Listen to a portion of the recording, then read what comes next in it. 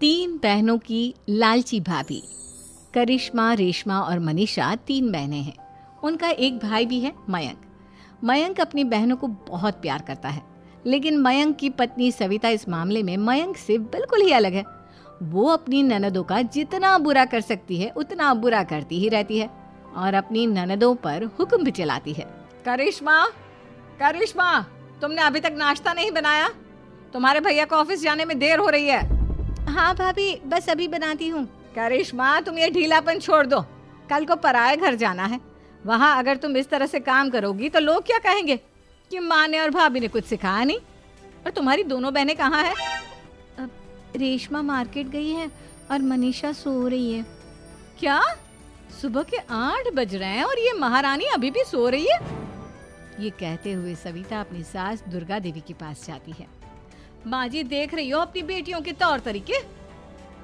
क्या हुआ बहू, सुबह सुबह क्या? सविता सीधा मनीषा के कमरे में जाती है और उससे कहती है, महारानी जल्दी उठो, सूरज सर पर आ गया है। भाभी थोड़ी देर और सोने दो ना, मैं रात को लेट सोई थी। वो क्या ना, यूनिट टेस्ट चल रहे हैं। शराफत से उठती है या नहीं, या फिर पानी की भरी बाल्टी डालूं तेरे ऊपर? नहीं भाभी, मुझे बिस्तर में नहीं नहाना, उठती हूँ मैं। मनीषा जल्दी से उठकर बाथरूम में चली जाती है। सभी आराम से बैठकर नाश्ता कर रहे होते कि तभी रेशमा बाजार से हाथ में सामान लिए आ जाती है। रेशमा को देखते ही सविता उस पर बरस पड़ती है। लो, आ गई महारानी। ऐसा भी क्या सामान लाना था जो सुबह आंख मलते ही बाजार की तरफ रवाना हो गई? भाभी, कल आप ही तो चीख रही थी कि घर का सारा सामान मुझे ही लाना पड़ता है, घर में किसी को भी किसी काम से कोई लेना देना नहीं है। अब मैं बाजार जाकर सामान ले आई तो आपको इस बात से भी तकलीफ हो रही है? देख रही हो माँ जी, अपनी बेटी की जुबान कैंची से भी तेज चलती है। और मयंक, आप तो कुछ कहेंगे नहीं अपनी लाडली बहन को? रेशमा, अपनी भाभी से ऐसे बात नहीं करते। चलो माफी मांगो। भैया, मैं क्यों माफी मांगू? आप भाभी से बोलिए ना कि हम पर कम हुक्म चलाया करे। हम इस घर की बेटियां हैं और आपकी पत्नी की ननद है, नौकरानी नहीं। लो कर लो बात। इनकी भलाई के लिए कुछ भी बोलो तो इन्हें बुरा लग जाता है। इस घर में यही इज्जत है मेरी। देख लो माँ जी, आपकी बेटी किस लहजे में मुझसे बात कर रही है। सविता वहाँ से चली जाती है। मयंक को बहुत गुस्सा आता है, वो भी वहाँ से चला जाता है। फिर करिश्मा रेशमा को समझाती है, रेशमा, तुम्हें भाभी से माफी मांग लेनी चाहिए थी ना। लेकिन दीदी, मैंने कुछ किया ही नहीं, तो मैं माफी क्यों मांगू? हाँ करिश्मा दीदी, रेशमा दीदी जैसे ही घर में आई भाभी ही उन पर चिल्ला रही थी। हाँ, मैं मानती हूँ कि गलती भाभी की थी। मैं तो इसलिए बोल रही हूँ कि भाभी ने माँ को तो पूरी तरह अपने वश में कर लिया है। वो हमारी बात सुनती ही नहीं। मयंक भैया हमारे लिए हमेशा खड़े रहते हैं, इसलिए उनकी बात का मान तो तुम्हें रखना चाहिए था ना। कोई फायदा नहीं दीदी, कुछ दिनों की बात और है, भाभी उन्हें भी हमारे खिलाफ भड़का देंगी। फिर वो भी माँ की तरह हमारी किसी बात का विश्वास नहीं करेंगे। इसी तरह सविता अपनी तीनों ननदों को किसी न किसी बात पर परेशान करती रहती थी। एक दिन मयंक अपनी तीनों बहनों के लिए गिफ्ट लाया। करिश्मा, ये तुम्हारे लिए हार का सेट। रेशमा, तुम्हारे लिए सुंदर सी ड्रेस। और मनीषा, तुम्हें किताबें पसंद है ना, तुम्हारे लिए किताबें लाया हूँ। थैंक यू भैया। थैंक यू भैया। थैंक यू भैया।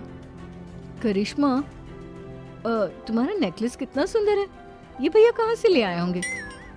मैंने भैया को 3 दिन पहले फोन पर ये डिजाइन दिखाया था और आज भैया ये ले आए। सविता तो अपनी ननदों के गिफ्ट्स देखकर जल गई और करिश्मा का नेकलेस तो उसे भी बहुत पसंद आया था। अपनी बहनों के लिए कितना अच्छा नेकलेस लेकर आए हैं, मुझे कभी कोई गिफ्ट नहीं दिया। मैं आज ही ये हार चुरा लूंगी। रात में सविता करिश्मा का हार चुरा लेती है और इसी तरह उसे अपनी ननदों की जो भी चीज अच्छी लगती वो उसे मांगती नहीं, बल्कि रात के अंधेरे में चुरा लेती। इसी में सबको बताई, माँ, करिश्मा और रेशमा के लिए बहुत अच्छा रिश्ता आया है। वो लोग कल इन्हें देखने आ रहे हैं। आप और सविता मिलकर सारी तैयारी कर लेना। ये सुनकर करिश्मा और रेशमा खुश हो जाती हैं, लेकिन सविता सोचती है, अगर इन दोनों बहनों की शादी हो गई तो घर और बाहर का काम कौन करेगा? मनीषा तो 1 नंबर की कामचोर है, उससे तो किसी बात की उम्मीद लगाना ही बेकार है। मुझे इस शादी को रोकना होगा। अगले दिन सभी लड़के वालों के स्वागत की तैयारी करने में लगे होते हैं।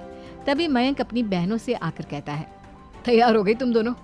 देखो, दोनों लड़के बहुत अच्छे हैं, मैं कोई कसर नहीं छोड़ना चाहता, इसलिए तुम उनके सामने अच्छे से बिहेव करना और अपनी भाभी से लड़ने मत लग जाना। करिश्मा, तुम वो नेकलेस पहन लो ना जो मैं तुम्हारे लिए लाया था। भैया मैं बहुत देर से वो नेकलेस ढूंढ रही हूँ, लेकिन मुझे मिल ही नहीं रहा। क्या तुमने नेकलेस खो दिया? तुम्हें पता भी है वो कितना महंगा था। तुम कोई काम ढंग से नहीं कर सकती। मयंक गुस्से में वहां से चला जाता है। थोड़ी देर बाद लड़के वाले भी आ जाते हैं। वो दोनों बहनों को पसंद कर लेते हैं और रिश्ता पक्का हो जाता है। लेकिन सविता के दिमाग में तो कुछ और ही खिचड़ी पक रही थी। वो पंडित जी के पास करिश्मा की कुंडली लेकर जाती है और उन्हें पैसे देकर करिश्मा की कुंडली बदलवा देती है। जब लड़के वालों के पास करिश्मा की कुंडली जाती है तो वो दुर्गा को फोन करते हैं। बहन जी, हमने करिश्मा की कुंडली अपने पंडित जी को दिखाई थी।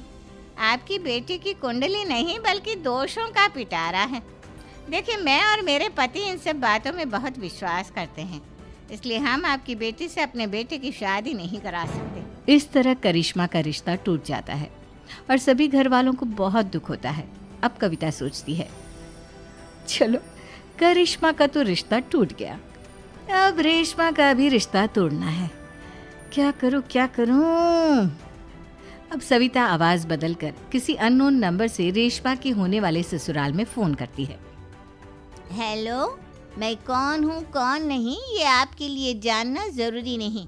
बस इतना सुन लो कि रेशमा का 2 साल से किसी के साथ अफेयर चल रहा है। बस रेशमा का रिश्ता तोड़वाने के लिए सविता का इतना कहना काफी था। अब रेशमा का भी रिश्ता टूट गया। मयंक और दुर्गा देवी ने रेशमा को खूब खरी खोटी सुनाई और उससे बार बार उस लड़के के बारे में पूछने लगी। आप दोनों मुझे क्यों परेशान कर रहे हो? अरे कोई लड़का होगा मेरी लाइफ में तो मैं बताऊंगी ना। जब कोई है ही नहीं तो कहाँ से लाऊं मैं कोई लड़का? तो तेरे होने वाले ससुराल वालों को फोन किसने किया था? माँ, मैं नहीं जानती किसने फोन किया था, मैं सच कह रही हूँ। मैं तो पहले ही कह रही थी इसकी लगाम खींच कर रखो, लेकिन मेरी सुनता ही कौन है। आप चुप रहिए भाभी, ये सब आपका ही किया धरा है।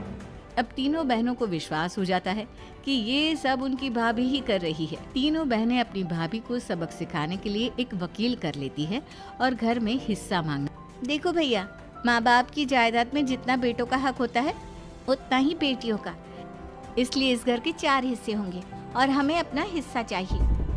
मैंने तुम्हारे लिए क्या क्या नहीं किया और तुम इस घर में हिस्सा मांग रही हो? भैया, आप और माँ हम बहनों की कोई बात नहीं सुनते हो और भाभी हमारी शादी नहीं होने देगी क्योंकि उन्हें लगता है कि आप हमारी शादी में ज्यादा पैसा लगाओगे और उन्हें हम जैसी फ्री की नौकरानी कहाँ मिलेगी। तो हम भाभी के साथ तो रह नहीं सकते, हम बहनों को अपना हिस्सा चाहिए। अरे तुम्हें शर्म आनी चाहिए अपने भाभी पर ऐसा इल्जाम लगाते हुए। वो तुम्हारे बारे में कितना सोचती है। हाँ माँ, भाभी हमारे बारे में बहुत सोचती है। दिन रात बस यही सोचती रहती है कि किस तरह से अपनी तीनों ननदों को परेशान करूं और कभी मुझे पढ़ने भी नहीं देती। दोनों बहनों का रिश्ता भी तो इन्होंने ही तोड़वाया है और रात में हमारे कमरे में आकर हमारी चीजें भी चुराती हैं। इसी तरह सविता की तीनों ननदें अपनी बात पर अड़ी रही। अब कोर्ट में तारीख भी शुरू हो गई। जब सविता को लगा कि उसकी तीनों ननद इतनी आसानी से नहीं मानने वाली, तो उसने अपने पति और सास को सारी सच्चाई बता दी और अपनी तीनों ननद से माफी मांगी। मयंक और दुर्गा को भी अपनी गलती का एहसास हो गया। अब सविता खुद करिश्मा और रेशमा के लिए अच्छा रिश्ता ढूंढती है और उनकी शादी करवाती है।